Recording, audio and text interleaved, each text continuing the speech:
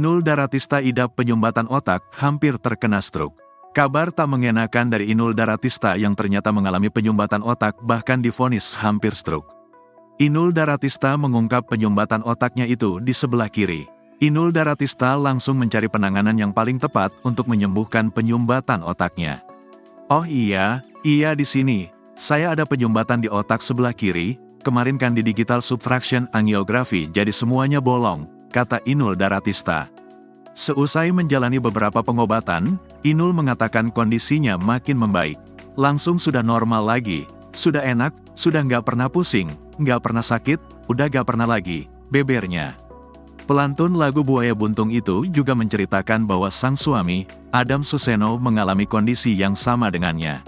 Sedikit berbeda dari Inul, Adam mengidap penyumbatan otak di sebelah kanan, Mas Adam juga penyumbatan, sama, cuma Mas Adam sebelah kanan, aku sebelah kiri, ungkap Inul Daratista.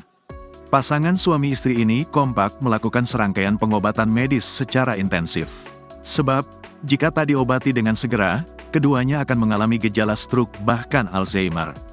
Kalau nggak gitu bisa kena stroke, bisa kena Alzheimer, ya banyaklah kendalanya jadi harus dijebolin, harus tembus lagi.